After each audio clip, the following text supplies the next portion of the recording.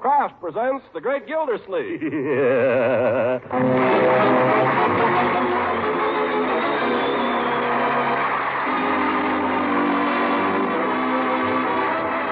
The Kraft Cheese Company, makers of Parquet margarine and a complete line of famous quality food products, presents Harold Perry as The Great Gildersleeve. Kraft brings you The Great Gildersleeve every week at this time, written by John Wayton and Sam Moore, with music by Claude Sweeten.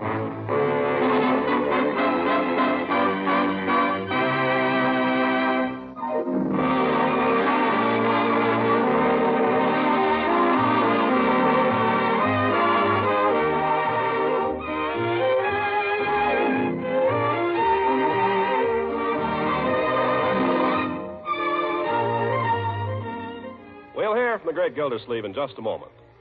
Some foods may be scarce, but there's plenty of good, wholesome bread, thanks to America's hard-working farmers, millers, and bakers. So have your family eat plenty of bread at every meal, and be sure to serve delicious Parquet margarine with it. Parquet is the quality spread for bread that's made by Kraft. And Kraft quality in margarine means flavor that's fresh, delicate, satisfying. Parquet margarine makes bread, hot toast, pancakes, and waffles taste extra good. And it's extra nourishing, too. Parquet margarine is actually one of the best energy foods you can serve. What's more, Kraft guarantees every pound of Parquet to contain 9,000 units of important vitamin A. So remember, the next time you buy bread, also buy the spread that adds such nourishing goodness to it. Ask for Parquet, P-A-R-K-A-Y. Parquet margarine made by Kraft. Yes, Kraft makes Parquet.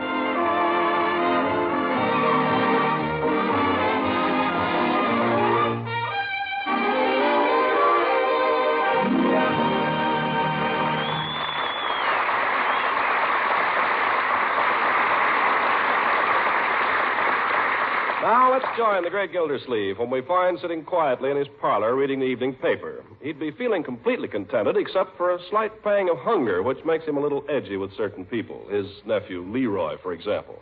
Hey, Unc. I'm trying to read the paper, Leroy. Yeah, give me the comic page, will you? You may have the paper when I have finished. Oh, gosh, you always read the real estate page and everything. Supper's almost ready. Leroy, would you mind getting your junk out of the living room, please? I'm expecting company this evening. It must be. Look at her hair, Unc. Huh? Well, something new, my dear. Oh, I've tried it before, but not in public. Like it? Very nice. Gives a very nice effect. Would you please make Leroy move his junk? Who's coming, for corn's sake? Major Bong? Oh, he's married. Keith Kelsey's dropping in for a while. Keith Kelsey? No kidding, Marge, is he? What's so wonderful about that? Well, he's the best hockey player they've had at Summerfield High in 20 years. Besides, I thought he was going around with Francie. He was. Gee, congratulations, Marge. Gosh, I never thought... Just a moment, Leroy. May I ask who this young man is, Marjorie? Leroy just told you. The coach says he's the best hockey player we've had in 20 years. Just a minute. This fellow's name Keith Kelsey, you say? Yes. I don't trust any boy named Keith. Keith, that's silly. Oh, it's silly, is it? Isn't he one of the fellows that was mixed up in that mischief down at the high school last year? What mischief? You know what I'm talking about. That gang that kidnapped the Polish janitor so the school had no heat. Yeah, he thought up the whole thing. Oh, he did not think it up. Well, chances are he did think it up, but that's not the question. Was he involved in it? Well, they used his car. Oh, he's got a car, eh? Yeah, he had a souped-up Ford, but he couldn't get gas, so he had to soup it down again. If it was his car, he must have been one of the ringleaders in the kidnapping. A very dangerous stunt. Dangerous? It endangered the health of hundreds of high school pupils and teachers. Oh, nobody got sick. They all went home. It was perfect. Well, I don't trust this boy. I don't want you seeing too much of him, my dear. I don't see why. I knew a fellow named Keith in college. He was no good either. Keith Robinson. But Keith Kelsey is the best hockey player in the state, practically. I think it's a great honor if he wants to come here, even. I don't care if he's the best hockey player in the world. He has wavy hair, too. Marjorie, you're talking like a lovesick schoolgirl. I'm not lovesick. Well, no boy is perfect, and you better understand that right now. You be very careful with this young man. Oh, I will. Please make Leroy get his junk out of here, Unky. Move your junk, Leroy. Okay. Gosh, I hope you'll at least let me say hello to him. Yes, but that's all. Couldn't I talk to him a little? No. Hey, Unc, if I talked to him, I could kind of keep an eye on him and Marge. No, my boy. If there's to be any chaperoning, I'll take care of it. I hope none will be necessary, my dear. Oh, this is all so embarrassing. I almost wish he wasn't coming. But not really.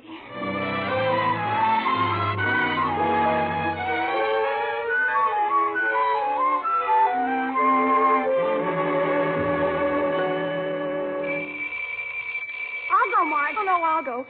No, wait a minute. Maybe you better answer it, Leroy. I want to go upstairs and make sure my hair's all right. Your hair is perfectly all right, my dear. Good enough for anybody. Well, I want to look at it anyway. Go on. Answer the door, Leroy. Okay. Hi. Hello. Is Marjorie... Yeah, come on in. I'm her brother. Oh. My name's Leroy. I saw you playing the game against Riverton. Oh, you did? That was a pretty good game. Is your sister here? Yeah, she went upstairs to fix her hair. No. Take off your coat, why don't you? Yeah, okay. You want to see my skates? I just got them for Christmas. Look, tubulars. Yeah. They probably wouldn't stand up very long in a game. No, not in a real game. Well, they're just a cheap pair. Can't get decent skates these days. You want to see my stick? Well, Oh, hello, Marge. Hello, Keith. I thought you weren't coming. I was upstairs doing my geometry. Oh, you were?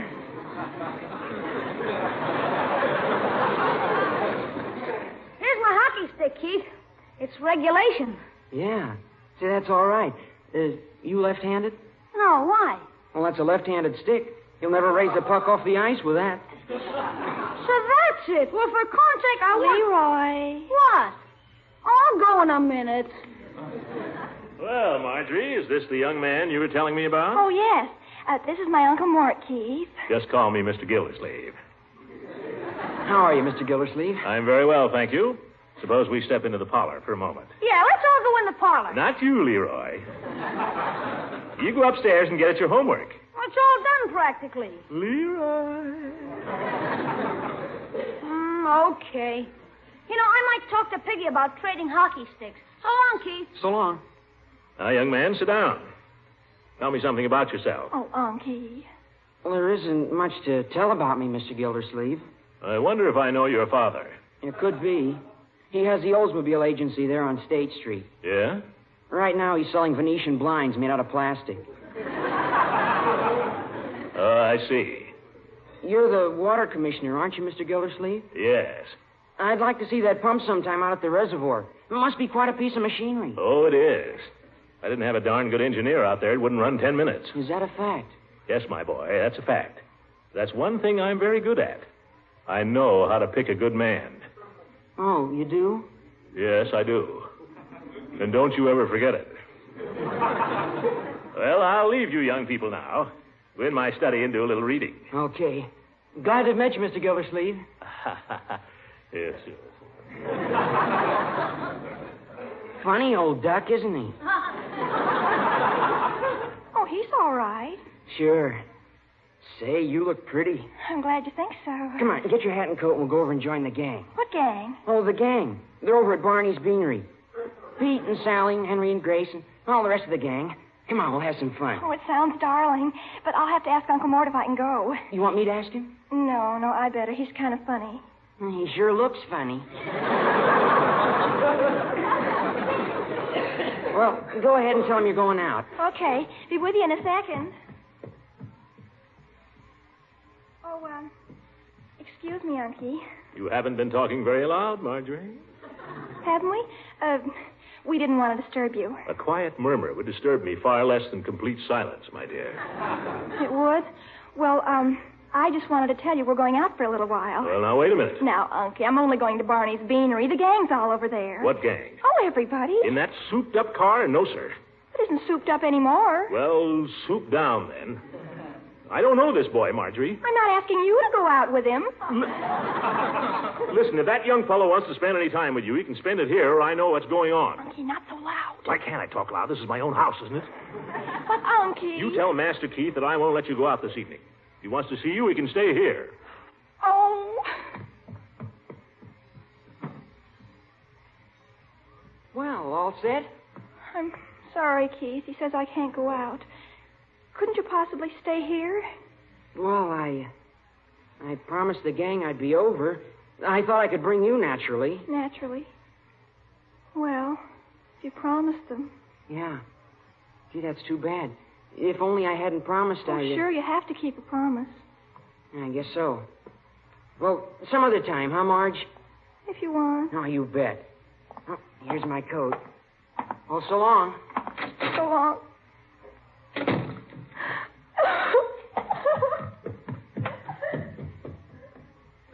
Gee, now I've done it.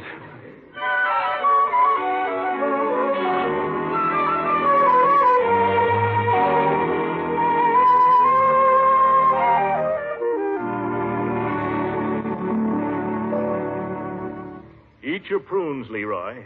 I am. Shoot the cream, will you, Unc? Cream is unnecessary on prunes, my boy. Yeah, but it sure helps. There's a war on. What's keeping Marjorie? I don't know. Maybe she overslept. Maybe she was out late with Keith. Don't talk so much and eat your prunes. Okay, gosh, all I was doing was answering... Eat your prunes. Miss Gilsleeve, you ready for your egg? Yes, Bertie. Egg, did you say? Yes, sir, there's only one. Eggman didn't come yesterday, and he's been acting kind of high and mighty lately, and I ain't surprised that he didn't show up. If he comes back, be good to him, Bertie. Yes, I'll bake him a cake. Fine situation. You have to treat the Eggman like visiting royalty. Those are the breaks, kid. Yes, yes. Oh, here's Marge.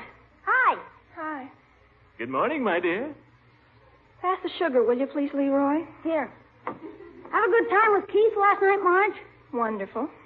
Uncle Mort practically kicked him out of the house. What? Now, Marjorie. Keith had a date with a gang, and Uncle Mort wouldn't let me go along. Gosh, Unc, you must be nuts. Keith's the best hockey player that ever came to see her. She's liable to wind up with somebody that can't even skate. You stay out of this, Leroy. Here's your lonesome egg, Miss Gilsleeve. Morning, Miss Marjorie. Good morning, Bertie. You feel like some oatmeal this morning? No, thank you, Bertie. Just my grapefruit and some toast, I guess. I'd offer you an egg, but there ain't any. Would you like my egg, Marjorie? You want your uncle's egg, honey? No, thank you, Bertie. Marjorie feels I treated her unfairly last night, Bertie. I refused to allow her to go to a nightclub with a young man I know nothing about. A nightclub? He's talking about Barney's Beanery, Bertie. And there's nothing the matter with Keith Kelsey either. I didn't say there was anything the matter with him, Bertie. I just don't want Marjorie running around with strangers. He is not a stranger, Bertie. I've known him ever since the 6th grade, only he never noticed me before. Yeah, I've seen him play hockey, too. I told you to stay out of this, Leroy. I'm leaving anyway. Cheer up, Marge. Maybe everything will be okay. Thanks, Leroy. I don't think there's much hope. Not ain't as bad as all that, child. Oh, this is ridiculous. Oh, no, it isn't.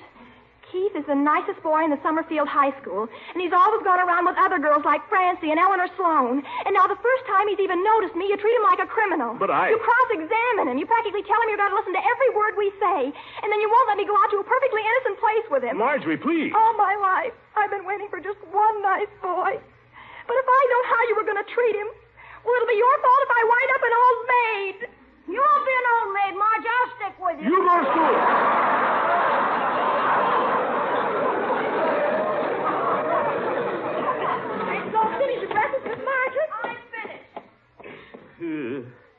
Confounded, Bertie. I'm just trying to do the right thing by the girl. I know it, Miss Gilsleeve. What she needs is a mother. I expect you're right. You ain't making any plans along them lines, is you? Oh, no. Must be Judge Hooker, Bertie. It's his turn to drive me downtown. I'll let him in, Miss Gilsleeve. You finish the talk. Thank you. Morning, Judge. And a good morning to you, Bertie. Is the Lord of the Manor ready to fare forth on the highway? Not quite, Judge. And you ain't feeling so chipper either. Oh? Well, Throckmorton, what's eating you this morning? I don't know, Horace. Marjorie thinks I'm scaring away her boyfriends. Well, are you? I don't know what to do. I don't know how anybody raises children. Heaven knows I'm no expert.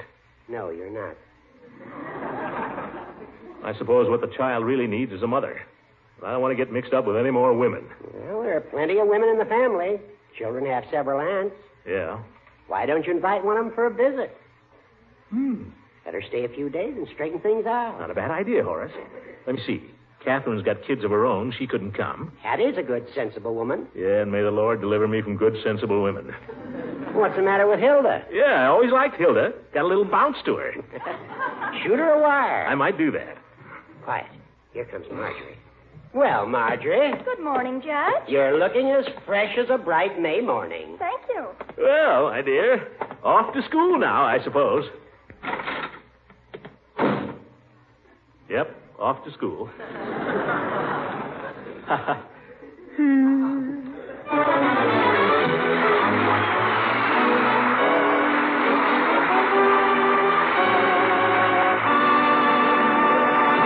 Ray Gildersleeve will be with us again in just a few seconds. To help our nation's industries meet increased production quotas, we'll all have to pitch in and work even harder these next critical months of the war. Well, that's going to call for extra energy, and here's an economical food that provides energy galore.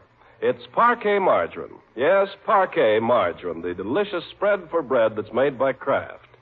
Parquet is one of the best energy foods you can serve, and besides furnishing food energy, every pound of Parquet margarine contains 9,000 units of vitamin A. Well, that's important, too, because every time you spread Parquet on bread, biscuits, rolls, and muffins, you add more nourishing goodness to these other wholesome foods. So, for food energy, for vitamin A, and for downright good eating, buy and serve Parquet, P-A-R-K-A-Y, Parquet margarine. Remember, Kraft makes this nutritious spread for America's bread. Yes, Kraft makes Parquet.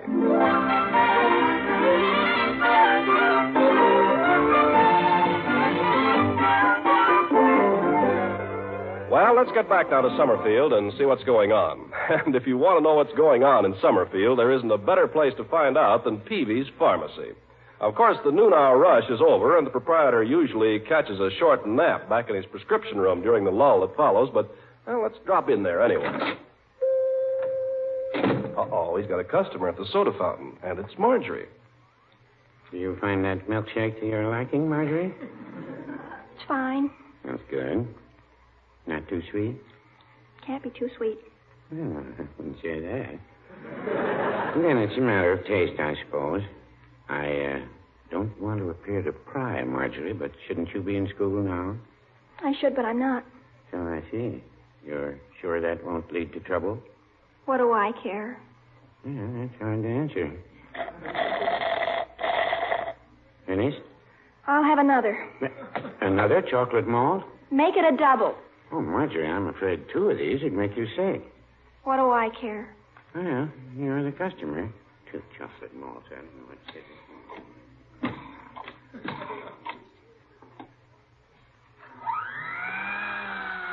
Mr. Peavy, Yes? were you ever in love? Was I ever in love? Well, I guess I must have been. I'm married. Oh, I mean seriously. I'd say it was serious. People don't just get married for the fun of it. Well, did you ever fall in love with someone who never paid you a bit of attention, never even looked at you, and you thought you'd just die if he didn't? And then all of a sudden he did, and you were so happy. And then your uncle came along and spoiled it? No, I can't say that I ever found myself in exactly that situation. Then you don't know how empty life can be. The complete futility of it all. Oh, no, I wouldn't say that. Oh, you wouldn't know. What good is life? What good is anything? What good is education? I asked myself that at lunch today, and during recess I just walked out. And that's why you're here. Yes. I thought you were the one person who'd understand. Well, I'm a little afraid to go back now. I'm a little afraid to go home. But why should I be? It's my life. And what good is it? Just tell me, Mr. Peavy. What is there to live for? Well, you've still got a chocolate malt coming.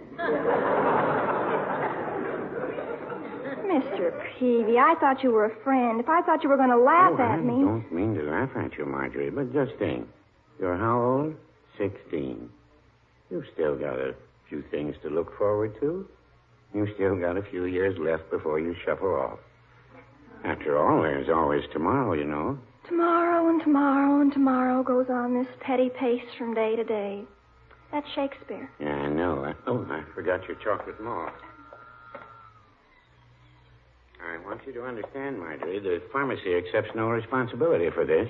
We usually serve only one of these to a customer. Oh, here comes your uncle. My uncle? Coming right across the street there. Oh, I can't let him see me. Mr. Peavy, please, could I go out the back way? Well, it's not customary, but I don't see any harm.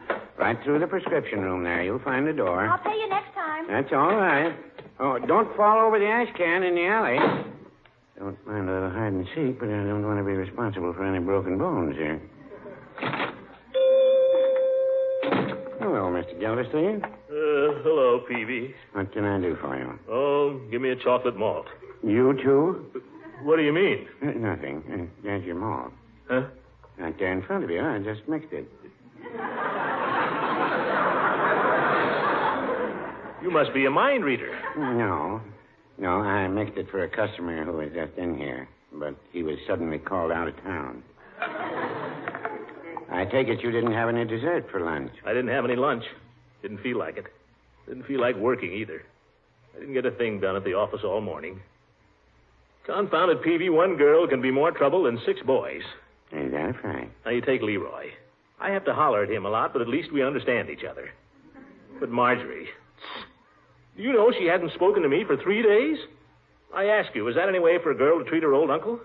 Well, I'll tell you, Mr. Gildersleeve, girls will be girls. You think so? Oh, absolutely. Well, maybe you're right. Now, when a girl gets to be Marjorie's age, she's apt to get the idea that nobody understands her. How do you know so much about girls? Well, I happen to be married to one. And she still thinks nobody understands her. At times. And at times, I'm ready to agree with her. What do you do about it? Well, in Mrs. Peavy's case, I just go take a walk. But with Marjorie, it's a little different. I'd say what she needs is the companionship of young people her own age. Well, you could be right. There's such a thing as seeing too much of Leroy. I see Marjorie come in here with her young friends in the afternoon, and they giggle and gossip and talk nonsense. That's what girls want at that age. I guess that's what they want at any age. Peavy? You know what? You give me an idea. No, I wouldn't say that. Yes, you have, by George. You give me an idea. You're not going. You haven't touched the milkshake. Sell it to the next man who comes in. I've sold it twice already. You play it right, you can run it up into a fortune. Peavy, you know what I'm going to do? No, what are you going to do, Mr. Gildersleeve? I'm going to put an end to all this nonsense. I've thought of a way to make Marjorie forget her troubles. Yes? I'm going to give her a party, a surprise party. Now you're getting somewhere. Yes, sir. I'll invite all her girlfriends over, and I'll just leave them there to giggle and gossip to their heart's content. You mean you're only going to invite the girlfriends? Yeah, only your girlfriends. It's strictly a hen party. Well, but... Plenty of good food, no grown-ups, no boys to spoil the party. She'll love it, Peavy. Well, so long, Peavy. Thanks for the idea. I don't think he ever got the idea.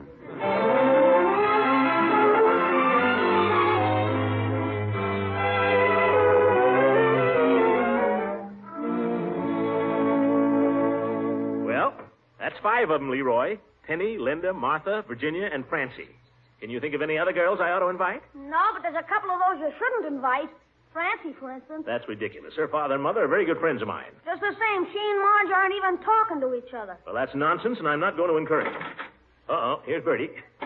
Well, what luck, Bertie? Excuse me, I've been to every market in this town, but I couldn't find no marshmallows, only in one place. Oh, you got 'em then? No, sir, I didn't. Why not? 'Cause the man made me mad. He told me if I wanted to buy a box of marshmallows, I'd have to buy 2 boxes of bran and a bottle of no-good brass polish. Why, the dirty crook. Well, never mind the marshmallows. We'll think of something else. Must be something girls like to do besides toast marshmallows. Oh, I know. Make fudge. Oh, boy.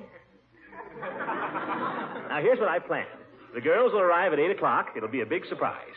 Then they'll all go down to the roller skating rink and skate there till 10. Then they'll come home here and have a snack and make fudge.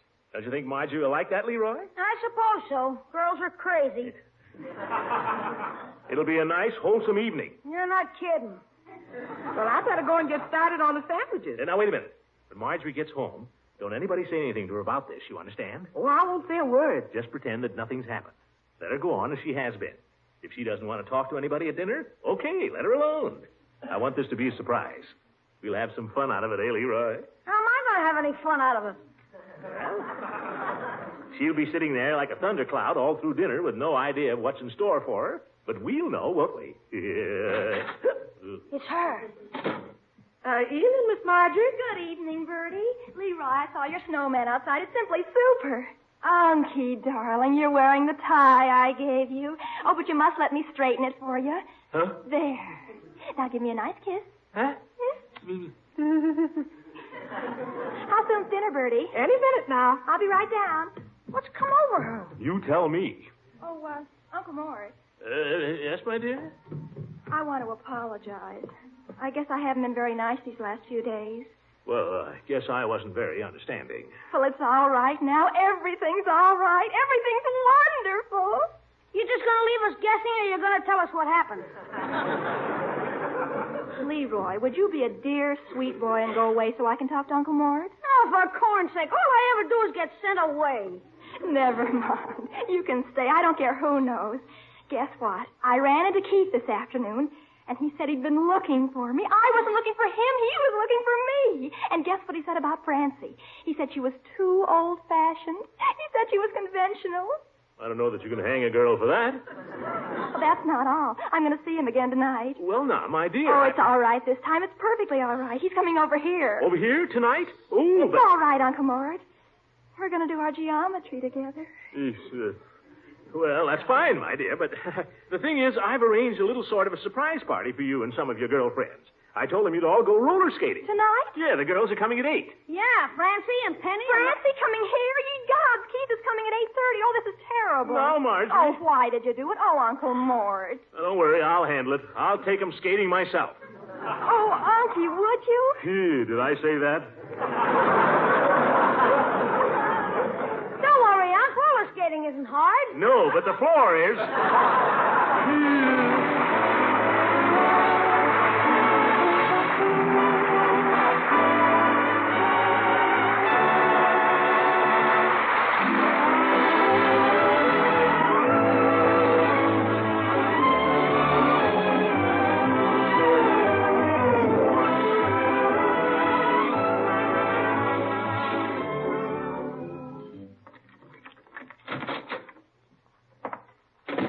Uncle Mort? Oh, you still up, my dear? Yes. A telegram came. I didn't know whether to open it or not. Oh, I know what it is. It's from Aunt Hilda. Aunt Hilda, there's nothing wrong. No, I wrote to her and asked her if she wouldn't come and stay with us for a few days. Don't you think that'd be nice? Oh, I'd love it. Aunt Hilda's such fun. Good old Aunt Hilda. I knew she'd come. It was only to get away from Hattie. Yeah. Now, let's see what she has to say. Sorry, unable to come. Frank home on leave. Hattie coming instead. What? Hattie coming instead? Arrives 7:45 Tuesday. Oh, my goodness. How did I ever get into this? Aunt Hattie. Well, those are the breaks, kid. Good night, my dear. Good night, everybody.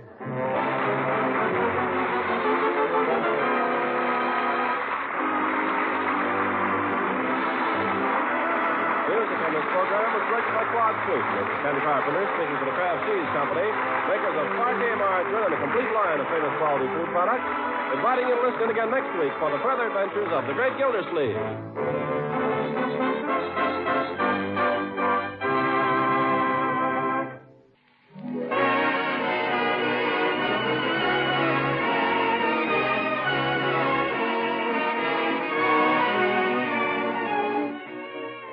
Remember, there are delicious prepared mustards, too, in Kraft's famous line of quality foods.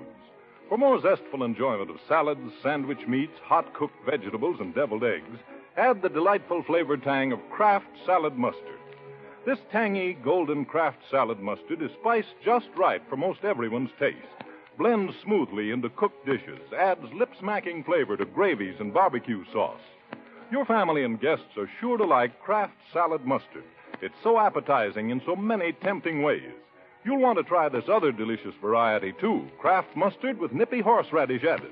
It's just a bit sharper and oh so tasty when added to a sauce for shrimp or spread on cold meat cuts.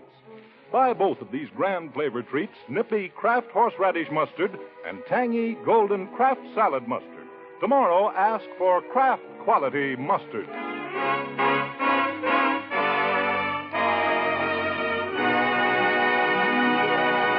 This is the National Broadcasting Company.